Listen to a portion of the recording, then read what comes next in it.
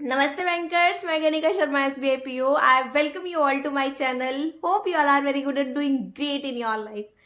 तो आज का मेरा जो वीडियो है वो डेडिकेटेड है फुल्ली बिगनर्स के लिए, जो लोग भी अभी जस्ट तैयारी स्टार्ट करने लगे हैं अपनी पीओ की एंड उनका एम है बैंक पीओ बनने का। 2023 को एम करे हैं, 24 को एम करे हैं, मतलब इन फ्यूचर जब भी आप लोग जो है इसकी तैयारी करने का सोचेंगे, ये उसके लिए आपको बहुत ज़्यादा बेनिफिट करने वाली है।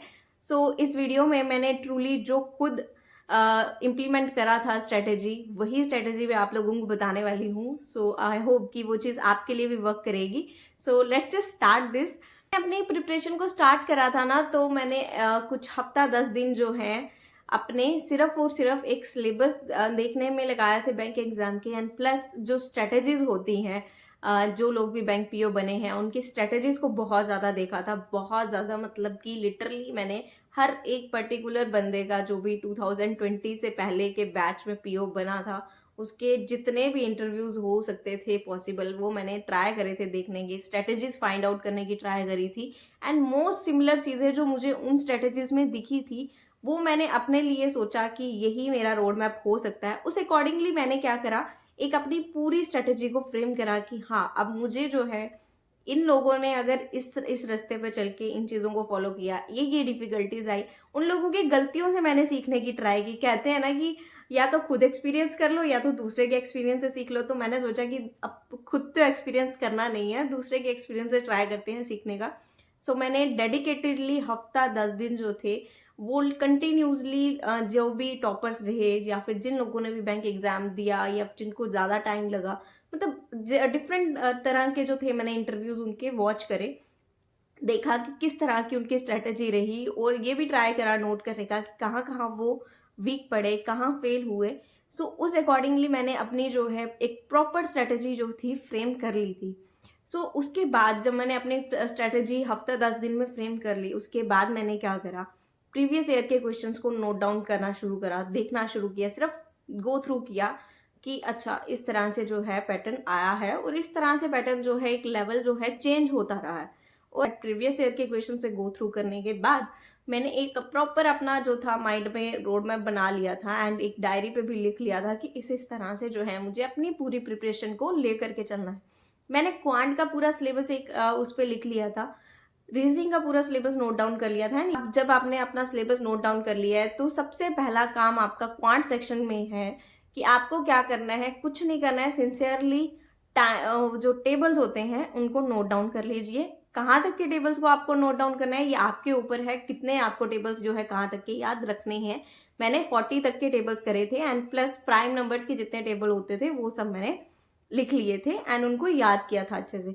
आफ्टर दैट मैंने क्या किया था, क्यूब्स, जितने क्यूब्स होते हैं वो लिख लिए। 40 तक के क्यूब्स मैंने लिखे थे, 40 तक के स्क्वायर्स मैंने लिखे थे, एंड जो प्राइम नंबर के जो स्क्वायर्स होते हैं वो भी मैंने याद करे थे, एंड क्यूब्स जो होते हैं प्राइम नंबर के वो भी मैंने याद रखे थे। वो फॉरन इसलिए था कि मतलब कैलकुलेशन मेरी इजी हो जाए और जल्दी जल्दी हो जाए। और इन चीज़ों को मैंने जो है टेबल्स, क्यूब, स्क्वायर, ये डे 1 से जो था मैं एकदम उसको क्या करती थी, रट्टा मारना ही आप कह सकते हो, तो अच्छे से जो थी मतलब मगअप करती रहती थी। दिन के आप जो 10 तक के तो टेबल इजीली आते होते हैं हर इंसान को, 20 तक के मैं कहती हूँ इजीली वैसे आते ही होते हैं, लेकिन 10 तक के तो इजीली, बहुत इजीली आते हैं। उसके बाद आपका जो मेन एजेंडा रहता है 11 का भी बहुत ईजी सा टेबल होता है। उसके बाद जो आपका मेन एजेंडा रहता है 12, 13, 14, 15, 16। इस तरह से आप रख लीजिए कि मुझे दिन में 5 टेबल्स जो हैं अच्छे से याद करने हैं। उन 5 टेबल्स को बार बार बार बार बार बार रिपीट करते जाइए। स्क्वायर रूट्स हैं, क्यूब रूट्स हैं, तो आपको ये 10 दिन तक ना सिर्फ क्वांट में यही चीज़ें करनी है, प्लस आप सिंप्लीफिकेशन करिए। बस यही चीज़ें आप पे, इन्हीं चीज़ों पे आपको क्या रहना है, स्टिक रहना है जब आप क्वांट की प्रिपरेशन को स्टार्ट कर रहे हैं। उसके बाद आपको क्या है, धीरे धीरे जो है चीज़ों को टिक मार्क करते जाना है उस सिलेबस में। क्वाड्रेटिक को सबसे पहले खत्म कीजिए, क्वाड्रेटिक की ट्रिक्स भी देखिए एंड क्वाड्रेटिक का बेसिक भी देखिए, कि आपको सिर्फ और सिर्फ ट्रिक्स के दम पर ही जाना है वहां पे। ट्रिक्स एंड बेसिक्स दोनों देखने हैं आपको। उसके बाद मुझे मालूम था कि मेरा जो क्वांट है वो बहुत बिजी जो है मतलब खतरनाक वाला सेक्शन है मेरे लिए, बिकॉज मैं कॉमर्स फील्ड से हूँ और क्वांट मैंने काफ़ी टाइम से जो था एकदम देखा नहीं था, तो बेसिक्स वगैरह क्या होते हैं उसके मुझे तो बिल्कुल याद नहीं था। मैंने क्या किया, क्वांट के लिए एक पेड कोर्स जो था सुमित सर का वो परचेज करा था, सो दैट कि मेरे को क्वांट में दिक्कत ना आए। उस टाइम पर अड्डा 24/7 पे था वो कोर्स, वहाँ से मैंने परचेज किया था एंड अपनी प्रिपरेशन को वहीं से मैंने स्टार्ट करा था उन क्वांट की। सो सिंप्लीफिकेशन, क्वाड्रेटिक, धीरे धीरे जो स्टेप बाय स्टेप आपको आगे बढ़ते जाना है, लेकिन अर्थमेटिक का कोई चैप्टर आपको नहीं छोड़ना है। मैंने एक चैप्टर छोड़ा था, वो था मेंसुरेशन, मतलब छोड़ा नहीं था, सिर्फ उसके जितने फॉर्मूलाज थे सिर्फ वही याद रखे थे एंड सॉल्व नहीं करती होती थी मैं उनके क्वेश्चंस को। मेरा था कि अगर कुछ कभी क्वेश्चन कोई अटक गया तो कर लेंगे सॉल्व, नहीं अटका उसके बिना ही अगर काम चल जाए तो बहुत अच्छी बात है। बाकी मैंने अर्थमेटिक के अपने पूरे टॉपिक्स को जो था प्रिपेयर किया था क्वांट में, तो आपको भी वही करना है। क्वांट में आपको क्या करना है, ये सब चीज़ें करने के बाद आपको 1 बाय 1 हर एक अर्थमेटिक टॉपिक को उठाना है। मैंने रखा था हफ्ते में मैं 2 टॉपिक्स को करती थी। उन 2 टॉपिक्स को करने के बाद में मतलब उसके बाद फिर मैंने हर हफ्ते 2-2 टॉपिक आगे आगे वाले करके लास्ट में मैं क्या करती थी, जब पूरा मंथ हो जाता था 8 टॉपिक हो गए मेरे, 8 टॉपिक्स को क्या करती थी मैं दोबारा से रिवाइज करती थी। जो मैंने सुमित सर का पेड कोर्स लिया था ना, उन्हीं वीडियोस को मैं 4-4 5-5 बारी देखती होती थी, रिपीट करती थी कि क्या बोला है, क्या बेसिक्स है। मैंने प्रॉपर क्वांट के जो थे हर एक टॉपिक के नोट्स बनाए थे। जो सुमित सर ने जितने क्वेश्चन सॉल्व करवाए थे उन क्वांट के टॉपिक्स के, हर एक टॉपिक का मैंने बना के जो क्वेश्चन होता था उसका आंसर क्या होता था वो सब नोट डाउन किया था एंड बार बार उन चीज़ों से गो थ्रू होती थी, सो दैट कि क्या हो मेरे माइंड में वो चीज़ें फ्रेम हो जाए। और मैं क्योंकि क्वांट में बहुत वीक मानती थी खुद को, और मैं वीक हूँ भी, मुझे लगता है जैसे कि मेरा अर्थमेटिक जो है वो नहीं है टू द मार्क जितना अच्छा होना चाहिए, बट स्टिल मैंने अपने आप को जो था इस चीज़ के लिए प्रिपेयर करके रखा था, बिकॉज उन्होंने बहुत इजी वाले क्वेश्चन से लेके डिफिकल्ट लेवल के क्वेश्चंस भी करवाए थे। सो मैंने सब क्वेश्चंस को नोट डाउन करा था। डिफिकल्ट लेवल वाले तो बहुत बारी नोट डाउन करके, बहुत बारी वीडियोस उनके देख के तो बहुत अच्छे से दिमाग में बिठा लिए थे। आफ्टर कुल इजी से लेकर के हाई लेवल तक का आपको करना है, ताकि आपकी मेंस और प्री की प्रिपरेशन एक साथ चलती रहे। आपको अपनी प्री एंड मेंस की प्रिपरेशन को बीच में नहीं छोड़ना है। उसके बाद आपको अगर रीजनिंग के लिए मैं बता दूं तो रीजनिंग में आपको जब स्टार्ट करना है तो रीजनिंग आपको हमेशा मिसलेनियस से ही स्टार्ट करनी है।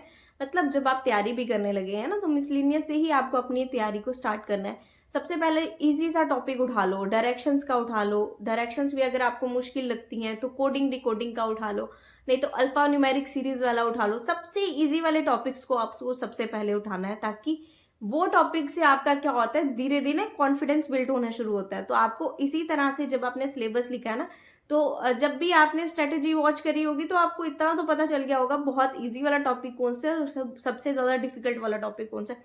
तो पजल्स एंड सीटिंग अरेंजमेंट जो है ये आपने तब करना है जब आपका मिसलेनियस जो है 1 मंथ तक आपने बहुत अच्छे से प्रैक्टिस कर लिया और उसके रिगार्डिंग सेक्शनल टेस्ट क्विजेस वगैरह सब लगा दिए।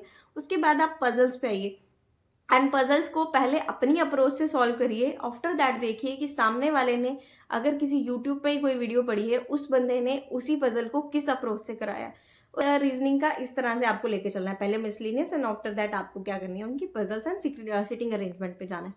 एंड उसके बाद अगर हम बात करें इंग्लिश की, तो इंग्लिश के लिए आपको सिर्फ रीडिंग पे फोकस करना है, बिकॉज इंग्लिश जो है एक लैंग्वेज है, उसको सब्जेक्ट की तरह मत ट्रीट कीजिए। लैंग्वेज है तो लैंग्वेज को आपको सीखना है। मेरी एक वीडियो भी पड़ी हुई है हाउ टू इम्प्रूव इंग्लिश की, वो भी मैं लिंक डाल दूंगी, वहाँ से आप देखो कि किस तरह से आपको बिगेन करना है, स्टार्ट कैसे करनी है अपनी इंग्लिश की जर्नी। सो वैसे आपको जो है इंग्लिश में ज़्यादा जो है टेंशन नहीं लेनी है। अगर आप बहुत ज़्यादा मतलब नहीं समझ पाते हैं, इंग्लिश में बहुत वीक है, तब भी आपको रीडिंग करनी है। चाहे आप 2nd, 3rd, 4th, 5th के बच्चे की बुक्स उठा के ही रीडिंग करें ना, पर आप कीजिए रीडिंग। बिल्कुल नॉर्मल से सेंटेंसेस पढ़ना स्टार्ट कीजिए, स्टोरी बुक्स पढ़ना स्टार्ट कीजिए, बिल्कुल छोटे बच्चों की। तो उनकी, क्योंकि उनकी जो बुक में जो लिखी होती है ना इंग्लिश, वो बहुत ईजी होती है, वो बेसिक होता है, वहाँ से आपने अपनी जर्नी स्टार्ट करनी है। ग्रामर का इतना रोल नहीं आएगा अगर आप रीडिंग कॉम्प्रीहेंशन ये सब चीज़ें सबसे पहले स्टार्ट कर देंगे ना करना। सो उसके बाद आप ग्रामर्स के लिए मैंने अपनी वीडियो में भी बताया है, जो मैंने हाउ टू इम्प्रूव इंग्लिश वाली है, कि आप ग्रामर के लिए 120 rules bye Namisha Bansal ma'am पढ़ लीजिए, सफिशिएंट है। उससे ज़्यादा आपको ग्रामर पढ़ने की नीड नहीं है। आपको स्कॉलर नहीं बनना है आपको इंग्लिश का, ठीक है। तो आपको सिर्फ इंग्लिश का एग्जाम क्लियर करना है, उस हिसाब से अपनी स्ट्रेटेजी बनाइएगा। सो रीडिंग बहुत ज़्यादा रोल प्ले करने वाली है आपके इस सब्जेक्ट के लिए। सो करंट अफेयर्स के लिए मैंने कहा कि मैंने डे 1 से ही स्टार्ट कर दी थी करंट अफेयर्स की प्रिपरेशन। करंट अफेयर्स को मैंने जो था ऐसा नहीं सोचा कि प्री पहले क्वालिफाई हो जाएगा उसके बाद मैं करंट अफेयर्स पे जाऊंगी, मैंने ऐसा बिल्कुल माइंड में नहीं रखा, बिकॉज मेरा एम ही था कि मुझे मेंस तो क्लियर करना ही है। तो मेंस में जाना है तो करंट अफेयर्स काम आएंगे, इंटरव्यू में जाना है तो करंट अफेयर्स काम आएंगे। तो पहले दिन से अगर मेरी हैबिट होगी और पहले दिन से मैं पढ़ रही होंगी तो मुझे बहुत बड़ा एज मिलेगा, और वो मुझे हर एग्जाम में एज मिला भी है। तो इसीलिए मैंने जब अपनी एज अ बिगनर स्टार्ट करी थी अपनी प्रिपरेशन, तो सबसे पहले जो था मैंने करंट अफेयर्स के पोर्शन को पढ़ना स्टार्ट किया था। मॉर्निंग में मेरी रूटीन थी कि 2 से ढाई घंटे मैं क्या करती थी, करंट अफेयर्स की क्लास लगाया करती थी, यूट्यूब के थ्रू पढ़ती थी। ऐसा नहीं था कि मैं न्यूज़पेपर पढ़ती थी, बिकॉज न्यूज़पेपर पढ़ने में मेरी कुछ खास जो थी मतलब रुचि नहीं थी। अगर आपको इंटरेस्ट है न्यूज़पेपर पढ़ने में तो आप न्यूज़पेपर जो है पढ़ सकते हो, रीडिंग के लिए पढ़ सकते हो। बट अगर आप सोचो कि आप न्यूज़पेपर से करंट अफेयर्स निकाल पाओगे जो आपके बैंक एग्जाम के लिए रेलिवेंट है, तो बहुत हार्ड होने वाला है। सो इसलिए मैं कहूँगी कि कोई एक सोर्स फॉलो कर लीजिएगा, यूट्यूब की वीडियो देख लीजिएगा, कोई एक पर्टिकुलर सोर्स फॉलो कर लीजिए, ज़्यादा सोर्स फॉलो करने की नीड नहीं है। उसके बाद मैंने जो जिस तरह से अपनी पूरी प्रिपरेशन करंट अफेयर्स की वजह से ली थी, वो भी मैंने ना एक अपनी वीडियो में मेंशन करा है, बिकॉज मुझे लगता है कि ये बहुत वीडियो लेंदी हो जाएगी अगर मैं हर एक सेक्शन को बहुत डिटेल में बताने की ट्राई करूँगी। सो आप वो लिंक मैंने डाला है, उस लिंक के थ्रू आप देख सकते हो। मैंने उसमें प्रॉपर डिटेल में बताया है कि करंट अफेयर्स की प्रिपरेशन में किस तरह से लेके जाती थी, क्या क्या मेरे सोर्सेज थे, तो वो भी आप फॉलो कर सकते हो। एंड यही मेरी पूरी जो थी ना, इस तरह से मेरी पूरी स्ट्रेटेजी गई थी। आफ्टर दैट जो था मैंने 50% जब सिलेबस कंप्लीट कर लिया था क्वांट एंड रीजनिंग का, बिकॉज इंग्लिश तो रीडिंग पे ही डिपेंड करती थी। इंग्लिश के मैं क्या करती थी, most of the time quizzes लगाया करती थी। अड्डा 24/7 पे बहुत सारे क्विज आते हैं, ग्रेड अप पे बहुत क्विज आया करते थे उस टाइम पर। टेक्स्ट बुक हो गया, क्विज लगाया इंग्लिश का और देखा कि कहाँ कहाँ पे मेरी मिस्टेक्स हो रही हैं। इंग्लिश के लिए मेरा इतना ही होता था, रीडिंग एंड क्विज लगाना या सेक्शनल टेस्ट लगा लेना, बस इतना ही करती होती थी मैं। उसके बाद जब मेरा मैथ्स एंड रीजनिंग का जो था हाफ ऑफ कंप्लीट हो गया था, 50% सिलेबस कंप्लीट हो गया था, उसके बाद ही मैंने स्टार्ट कर दिए थे प्री के जो थे मॉक टेस्ट लगाना। एंड मॉक टेस्ट मैंने बहुत सारे परचेज कर रखे थे, बिकॉज मैंने टेक्स्ट बुक का पास परचेज करा था, तो उसके साथ बहुत सारे जितने भी मॉक टेस्ट थे वो सब ओपन हो गए थे। तो मैंने तो बहुत सारे भर भर के मॉक टेस्ट लगाए हुए हैं चाहे। लेकिन स्टार्ट जब मैंने करा था तो क्लैरिकल के मॉक टेस्ट लगाने से स्टार्ट करा था, बिकॉज उससे क्या होगा, एक कॉन्फिडेंस बिल्ड होना शुरू होता है। सो सबसे पहले जब भी आपको स्टार्ट करना है वो इजी चीज़ से करना है, पर इजी चीज़ पे स्टिक नहीं रहना है। ये भी माइंड में बिठा लीजिए कि आपको इजी चीज़ करने में मज़ा आ रहा है लेकिन आप डिफिकल्ट चीज़ में जाना नहीं चाहते हैं, तो अपनी कंफर्ट जोन से आपको बाहर आना पड़ेगा। पहले इजी चीज़ को करने का मतलब क्या होता है कि आपका एक कॉन्फिडेंस बिल्ड हो कि हाँ ये चीज़ मैं कर सकता हूँ या कर सकती हूँ। तो इसका मतलब ये नहीं है कि आपको उस इजी चीज़ पे ही स्टिक हो जाना है, आपको उस इजी सी चीज़ से ऊपर उठना है। तो यही रहेगा आपका मॉक टेस्ट, आपको स्टार्टिंग से लगाना स्टार्ट कर देना है, मतलब 50% सिलेबस होने के बाद आपको मॉक टेस्ट स्टार्ट कर देने हैं, प्री के लगाना है।